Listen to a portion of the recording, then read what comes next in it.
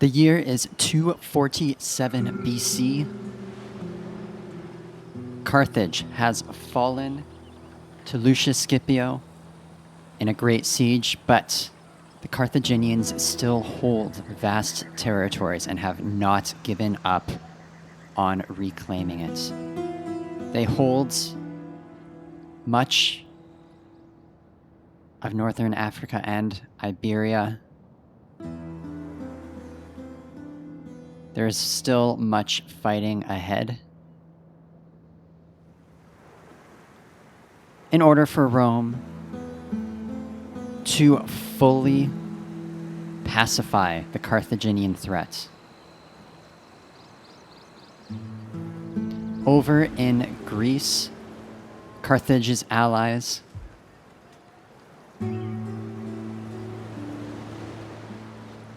Medullinus Macer has marched out in order to watch the passages to the city of Pella, where several Greek armies have amassed, ready to potentially march and kick Rome out of Illyria.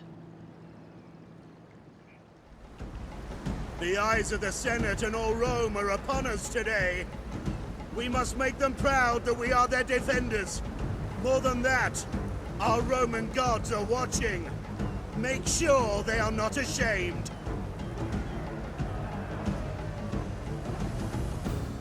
Nearby the city of Corrales, Gisco, commander of the Carthaginian fleet, has tracked down the Roman fleet in order to open up the seas around Italia. Outnumbered, the Roman fleet tries its best to engage the Carthaginians, sending some of their ships down to the sea, but it's likely that their luck will change quickly.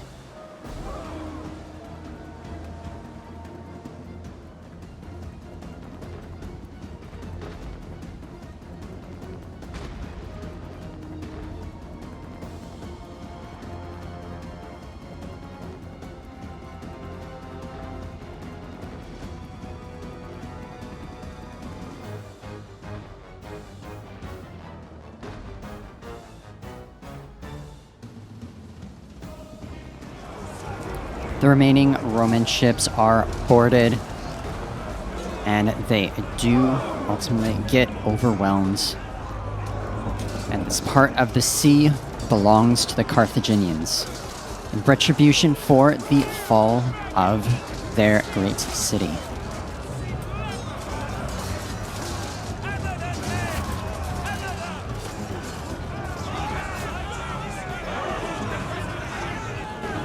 With the death of Decimus Brutus, his father Marcus Brutus has vowed vengeance against Gisco. Carthage has also reorganized its priorities, knowing that they cannot currently retake the city of Carthage. They have looked to challenge the island of Sicilia. The Senate has ordered a new army to be raised in order to defend the island. In the summer of 246 BC, the fighting in Greece begins for earnest as Evandros of Sparta leads an army through the pass between Pella and the coast, and Medullinus Macer intercepts the army and brings them to battle. Leave the wounded! Keep attacking! We look after the wounded when we're done! Macer manages to catch Evandros' Spartan army on the march and ambushes them on the road, hoping to annihilate them to open up the pathway to march on Pella.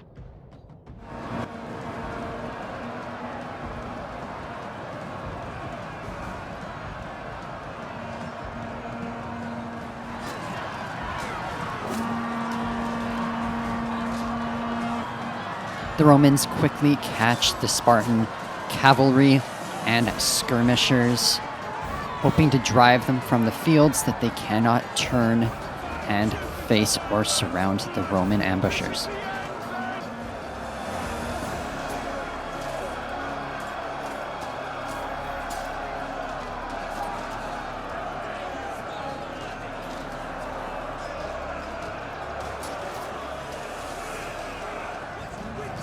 The Roman cavalry manages to slip all the way around the Spartan forces, hitting some of their vaunted pikemen in the rear to help disrupt them just a little bit, and the Roman velites also manage to make their way into the fight.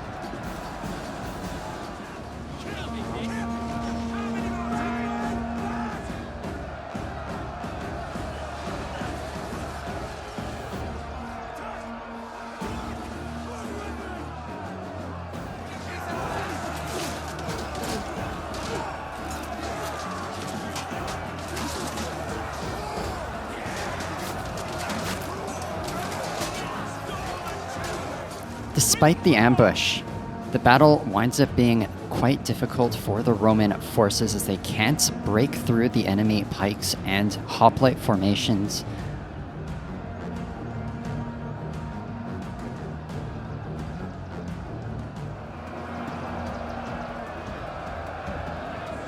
Macer himself charges into the battle, hoping that he is able to turn the tide, but it seems to be too little too late, and the Romans are routed from the field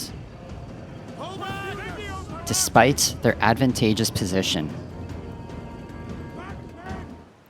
With the defeat against the Greeks, Medullinus Macer flees back to Italia in order to report back to the Senate that Greece is not to be underestimated, and to raise a new force to challenge them before they can sail across to Italia proper.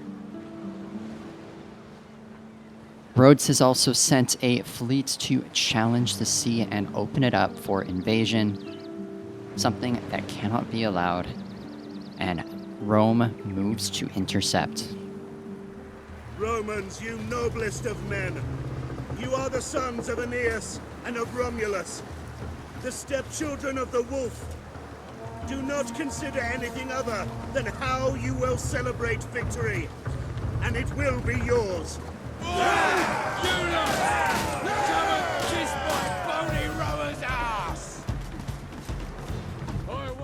Rome looks to encircle the enemy fleet and try to keep its onager ships in reserve and continue to rain fire down on the enemy.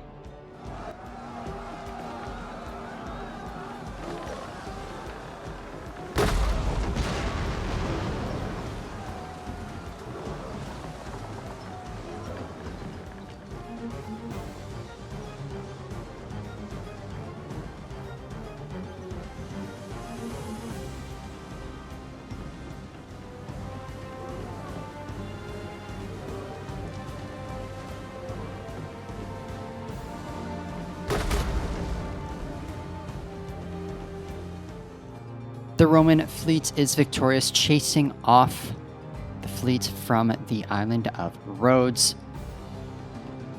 They're able to keep the sea between themselves and Greece in their hands for now, preventing the likelihood of a Greek invasion.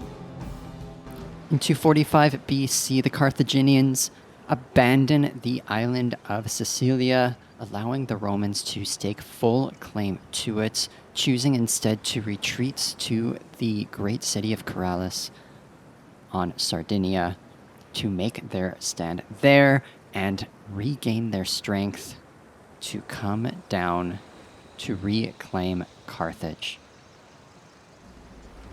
We face many foes here today. So what? Fortune is the companion of courage. If we have bravery in our hearts, the gods will favor us with victory. This, I firmly believe.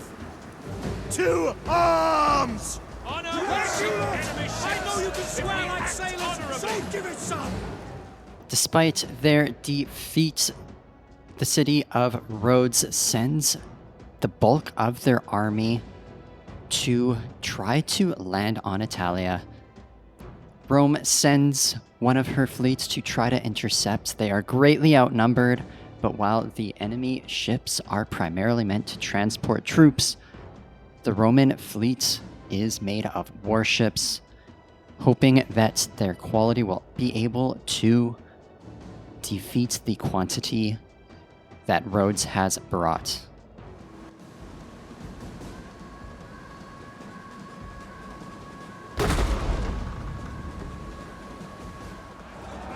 The Roman forces do get caught and boarded, which doesn't bode well as the army of the Rhodesians clearly outmatch the sailors of Rome. Despite losing some of their ships, the Roman fleet is able to turn the battle at sea around and defeat the Rhodesian invasion force. With the victory over the Rhodesians, the Roman Republic has control over the sea between Italia and Greece. Although they lost their foothold in Illyria, Medullinus Macer has assembled a new army ready to cross over to Greece to push along the coast and beyond and pacify the Greek threat.